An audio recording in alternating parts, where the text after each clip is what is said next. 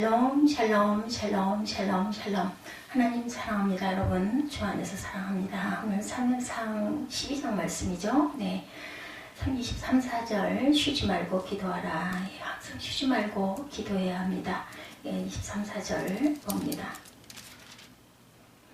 나는 너희를 위하여 기도하기를 쉬는 죄를 야훼 앞에 결단코 범하지 아니하고 선하고 의로운 길을 너희에게 가르칠 것인즉 너희는 야훼께서 너희를 위하여 행하신 그 큰 일을 생각하여 오직 그를 경외하며 너희 마음을 다하여 진실이 섬기라.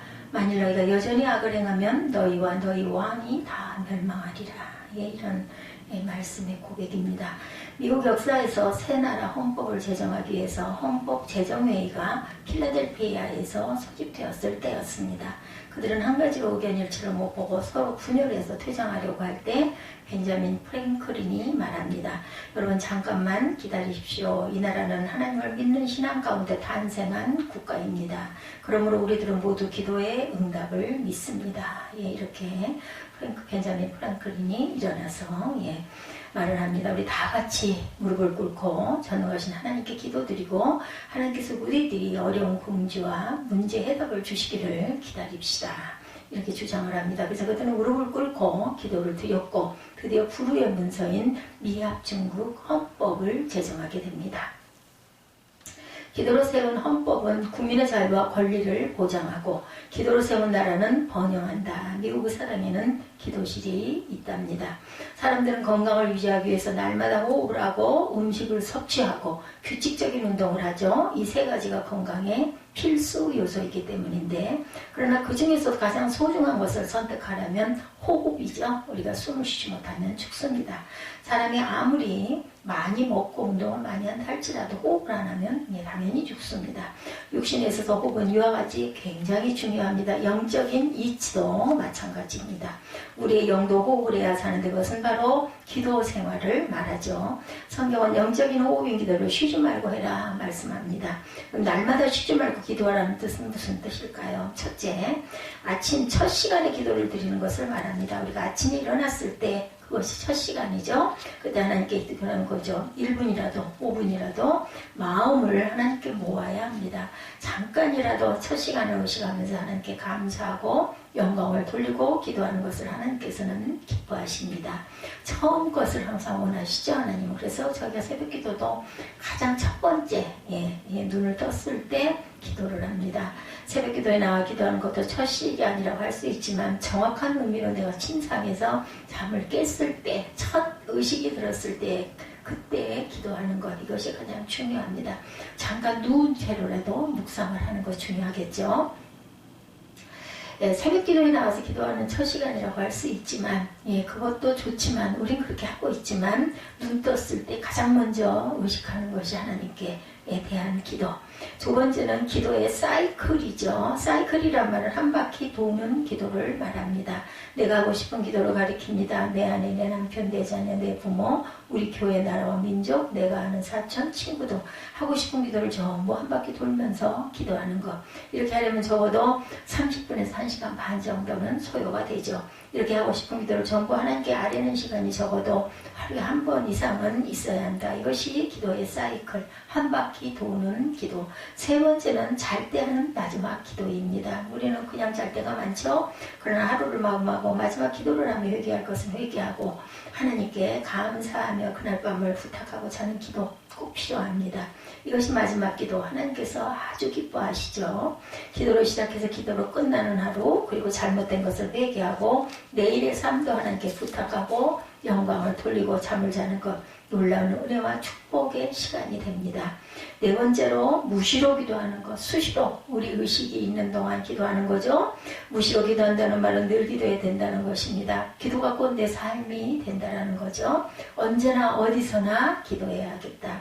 이와 같이 네 가지를 기도하는 것을 쉬지 않고 기도한다고 말할 수가 있습니다. 그리고 이렇게 쉬지 않고 기도할 때 하나님의 능력과 은혜로 충만한 삶을 살아갈 수가 있겠죠. 우리 인간은 어디를 가든지 무엇을 하든지 누구나 똑같은 고민, 괴로움, 슬픔, 기쁨 이런 것들의 반복 속에서 살아갑니다. 아름다운 별장을 지어 이 세상에 가장 좋은 것을 다 가져다 놓으면 그것이 천국이 될 것 같지만 거기에도 문제와 슬픔은, 불행은 존재합니다. 엘비스 프레슬리, 마릴린 먼로, 다이애나와 같은 사람도 모두 인기, 명예, 부귀, 이제 영광을 얻었지만 인생의 허무, 공허, 외로움 등을 이기지 못해서 괴로워하다가 결국 자살로 세상을 끝내죠. 요즘 현대인들은 얼마나 불안하고 공허한지 모릅니다. 그래서 요즘에 뭐 현대인 병들이 굉장히 많더라고요. 뭐 공황장애, 그저 이런 것들 모두 다 주변에서 이런 걸로 아주 여러 해 동안 그 고통을 받는 사람들을 제가 많이 봅니다. 모두가 안전한 곳을 찾아 헤맵니다. 그래서 경제가 어려워지니 또한 이민을 가기도 합니다. 그러나 이 세상 어디를 가든 안전한 곳, 행복한 것은 없습니다. 어디를 가야 하고 무엇을 해야 할까? 그렇다면 평안과 축복과 안전은 과연 어디에서 올까요? 인간의 기쁨, 힘, 능력, 편안한 삶은 전능하신 하나님과 사귀면서 그를 믿고 의지하고 그를 통해서 주시는 은혜가 있을 때만 누릴 수 있고 자유로울 수가 있습니다. 하나님 앞에 예배드리고 하나님과 사귀고 하나님 앞에 기도하는 삶 속에 아름다운 열매가 열리죠. 원수마귀 어떤 환난 시험도 이겨낼 수 있는 능력의 삶은 우리 하나님이 함께하는 임마누엘의 삶입니다. 모세, 아브라함, 엘리야가 하나님께 제단을 쌓고 기도하고 하나님과 영적으로 교제할 때 어떤 어려움도 이겨낼 수가 있었고 이스라엘의 큰 지도자도 될 수 있었던 거죠. 예수께서 변화산에서 밤새 무릎 꿇고 통곡하고 기도하시되 온 인류를 구원하신 놀라운 일을 이루시죠. 기도는 이렇게 귀합니다. 무한한 비밀의 창고고 인간을 인간답고 가치 있게 만들고 어떤 어려움도 감당할 수 있는 능력의 삶을 가져다 주시죠. 기도란 씨를 뿌리는 것과 같습니다. 기도의 눈물, 주님을 찾는 눈물을 씨를 뿌리는 것이고 이를 통해서 많은 열매를 거두게 됩니다. 하나님의 도우심이죠. 이 새벽 기도는 하나님의 놀라운 비밀의 시간, 은총의 시간, 마음의 어두움, 가정의 어두움, 걱정, 근심의 어두움, 사단의 세력을, 죄악은 모두 떠나가고 하나님의 밝은 빛, 은혜의 빛, 성령의 빛이 내 영혼을 비춥니다. 기도는 하나님의 긍휼을 여는 열쇠고 사단의 침입을 막는 자물쇠입니다. 함께 기도하는 가정이야말로 모든 것을 함께하는 가정이죠. 그러나 이를 잘 아는 사단은 사람들에게 기도를 빼앗아갑니다. 세무엘 치드워크는 사단의 한 가지 관심은 사람들이 기도하지 못하게 하는 것이다. 악마는 기도 없는 성경 공부, 기도 없는 봉사, 기도 없는 종교의식에 안심한다. 악마는 우리의 수고를 비웃고 우리의 지혜를 조소하지만 우리가 기도할 때 떤다. 이렇게 말했어요. 시편 71편 18절에 보면 하나님이여 내가 늙어 백수가 될 때에도 나를 버리지 마시며 내가 주의 힘을 후대에 전하고 주의 능을 장래 모든 사람에게 전하기까지 나를 버리지 마소서 이렇게 고백합니다. 시편 기자는 머리가 백수가 될 때 버리지 말아달라고 강구합니다. 젊었을 때는 다 있지만 나이가 들면 건강, 아름다움, 기억력, 물질, 직장, 친구, 자식 모든 것들이 다 멀어지고 떠나죠. 그래서 내 머리가 백수가 될 때 버리지 마옵소서 이렇게 기도한 겁니다. 우리는 헛된 교만으로 영적인 잠을 자지 않도록 기도해야 합니다. 세상에는 우리의 대적이 얼마나 많은지 모릅니다. 이 모든 대적을 이길 수 있는 길은 기도밖에 없죠. 기도하면 첫째 기적이 일어납니다. 세계 2차 대전 때 프랑스가 독일 나치 군대에게 패해버리자 영국에서 도와주려 건너갔던 29만 대군이 자기들만으로는 불가능한지라 영국으로 되돌아가기 위해 도보 해역으로 도망하게 이르러죠. 히틀러는 베를린에서 도망하는 영국 군인들을 아주 전멸시켜버릴 것으로 명령하고 태연히 있습니다. 그때 영국 왕은 온 영국이 어떻게 하든 영국 부대를 건져달라고 하나님께 기도하자고 기도의 날을 선포하고 전 국민이 그날 기도했습니다. 기도 후에 이상한 기적이 일어났어요. 그날 독일군 편에는 큰 폭풍우가 일어서 비행기 한 대도 뜰 수가 없었고 너무 비가 많이 와 탱크 한 대도 움직일 수가 없게 됩니다. 그러나 영국군이 있는 도보 해역은 어찌나 잔잔하고 고요한지 거울같이 맑아져서 수많은 대가 29만 영국 군대를 무사히 영국까지 옮길 수가 있었죠. 그 이후 영국 군대를 비롯해서 온 영국 국민이 하나님 앞에 감사의 기도를 드림으로 큰 힘을 얻게 된 사건이 있었어요. 환난 날에 나를 부르라 내가 너를 건지리니 내가 너를 영화롭게 하리라. 시편 50편 10절입니다.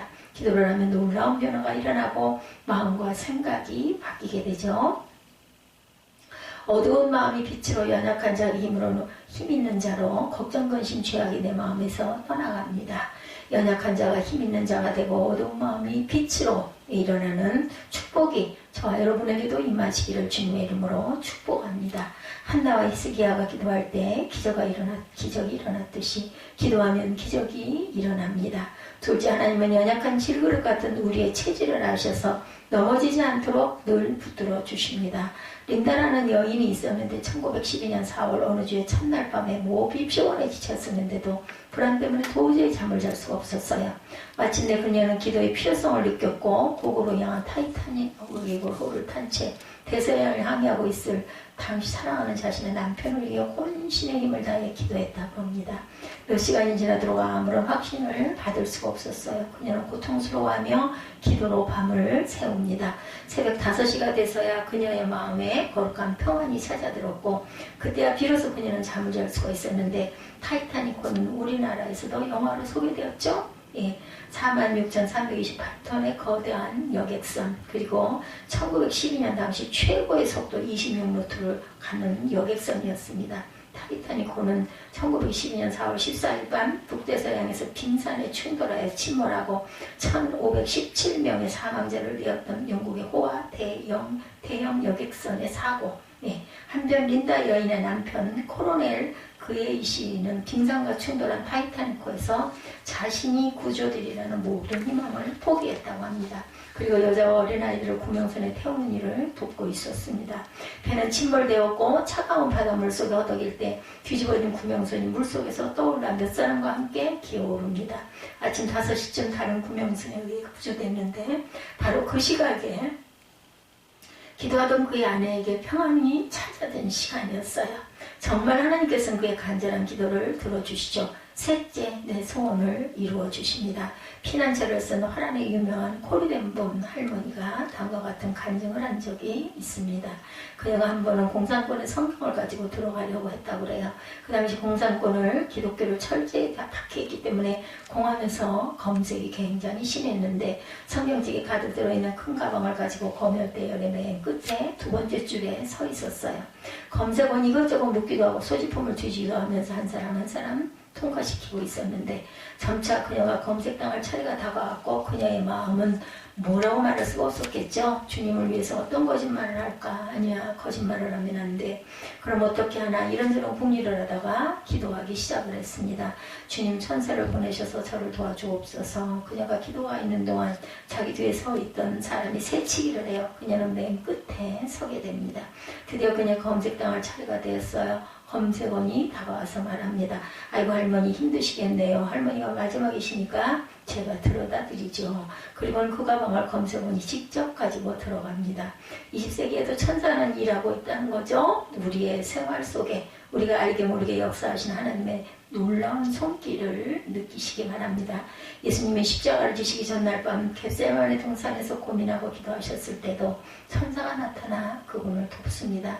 넷째, 우리에게 지혜를 주시죠. 미국의 치즈왕 그래프트는 처음부터 막대한 자산을 갖고 사업한 것이 아니었습니다. 그는 마차에 치즈를 싣고 다니며 팔던 가난한 사람이었는데 매일 아침 치즈를 팔러 나가기 전 하나님께 꼭 기도를 했다고 그래요. 그때마다 판매 전략에 대한 지혜가 생겨 사업이 번창하게 되고 나중에는 수많은 트럭으로 치즈를 공급하는 치즈왕이 됩니다. 어느 날 그래프터는 성공 비결을 묻는 질문에 이렇게 대답했다고 그래요. 하나님께서 지혜를 구하는 기도를 드리면 지혜가 생겼고 그것을 저는 실천했을 뿐입니다. 다섯째, 하나님은 모든 어려움에서 우리를 건져주십니다. 이 세상 험한 나그네 길을 끝까지 승리하며 달려갈 수 있는 길은 전능하신 하나님께 기도하는 거죠. 기도할 때 하나님은 안전한 포구, 능력 있는 삶 가운데로 인도하시고 어떠한 시험에도 승리하게 하시고 미래에 우리의 소원을 들어주시고 우리의 삶이 독수리같이 힘있게 날아가는 것처럼 축복해 주신다는 거죠. 17세기 영국의 유명한 의사 브라운이 고백합니다. 나는 보다 자주 아니 항상 기도의 힘쓰기로 마음먹었습니다. 장소가 어디라도 시끌벅적한 곳만 아니라면 집이든 고속도로든 거리에서든 늘 기도하는 자세를 잃지 않으려 했습니다. 나는 어느 교회든 그 앞을 지나갈 때마다 기도를 올립니다. 왜냐하면 그곳에는 성령이 임하셔서 그 안에서 늘 주님의 예배되고 있기 때문이고 기도하는 영혼은 그 가운데 구원을 받기 때문이었습니다. 나는 나를 찾는 아픈 환자들을 위해 기도했고 뿐만 아니라 다른 동료 의사들에게서 치료를 받고 있는 외상 환자들을 위해서 기도했습니다. 어느 집이든 어느 가정이 문턱을 넘어서기 전에는 늘 그렇게 기도했습니다. 하나님의 평화가 이곳에 깃드셔서 설교를 듣고 난 후에 하나님께서 우리에게 주시는 복음의 진리와 그 말씀을 전하시는 목회자 위에 늘 은혜가 충만하기를 원했습니다. 외모 아름다운 사람을 볼 때 끝으로 훌륭한 피조물을 지으신 하나님께 감사 기도를 올렸고 더불어 그의 영혼까지도 외모 묻지 않게 아름다움을 지닐 수 있도록 기도했습니다. 또한 어딘가 불편하거나 생김새가 유난히 기형적인 사람을 볼 때도 그것을 통하여 영혼의 완전함을 추구하도록 하신 하나님을 찬양하였고 자신의 영혼을 부활시킴으로 조금씩 스스로의 아름다움을 새롭게 이뤄가는 그 사람을 위해서 기도했습니다. 오늘 본문에 보면 나는 너희를 위해 기도를 쉬는 죄를 범치 않겠다고 사무엘 선지자가 밝히죠. 백성들을 위한 중보기도를 쉬지 않겠다라는 약속입니다. 사무엘 선지자는 노년이 돼서도 하나님께 감당할 자기 사역과 사명을 분명히 깨닫고 있었어요. 자기 백성에 대해서는 하나님의 은혜를 기억하여 하나님을 경외하고 전심으로 하나님을 섬기라고 권면합니다. 언어로는 단순한 표현 같지만 사무엘이 이 말로 부탁한 것은 정말 백성을 아끼고 사랑하는 당부였죠. 그뿐만 아니라 자신은 나라를 다스리는 책임을 내놓은 뒤에도 일선에서 나라를 다스릴 때 이상으로 기도를 통해 자기 사명을 다할 것을 백성들과 약속합니다. 사무엘 선지자와 같이 우리도 나이가 적거나 많거나 우리가 생존하는 의미와 책임을 다하기 위해 노력해야 되겠죠. 사무엘 선지자는 중보기도를 통해 자기 생존의 의미를 다하려고 했어요. 또한 나이가 많은 노인이라도 큰 사명을 감당할 수 있는 것은 중보기도뿐입니다. 중보기도 하나만으로도 세상 살아가는 만족스러운 사명을 이룰 수가 있다는 거죠. 교역자들 모임에서 80대 후반의 한 노 목사님이 나는 체질로 보나 건강으로 보나 수고로운 삶으로 보나 전혀 장수할 수 없는 사람인데 장수하게 된 것은 내 중보기도 때문이다. 이런 간증을 하셨어요. 그 중보기도 중에 특별히 한국 교회를 위한 기도와 나라를 위한 기도를 날마다 드리고 있기 때문에 그 기도를 더 하라고 나를 살려두신 것으로 깨닫고 있다고 간증한 그 자리에서 많은 교역자와 함께 은혜를 받은 적이 있었어요. 여러분도 중보기도자가 되시기 바랍니다. 중보기도는 기도 중에 최선의 기도라는 말이 있습니다. 믿음이 깊고 기도의 수준이 높을수록 중보기도가 가능합니다. 중보기도의 깊이와 폭이 더해져 더 보람된 삶을 사시기 바랍니다. 어떤 목사님이 영국을 여행하던 중에 감리교 창시자인 웨슬리 선생과의 집무실을 보게 되셨다고 그래요. 웨슬리가 평소에 기도한 기도실에 들어갔다가 마룻바닥에 쥐구멍 같은 구멍이 2개 나 있는 것을 발견하고 안내자에게 물었더니 당신 생각에는 무슨 구멍 같습니까? 반문을 하더라는 거죠.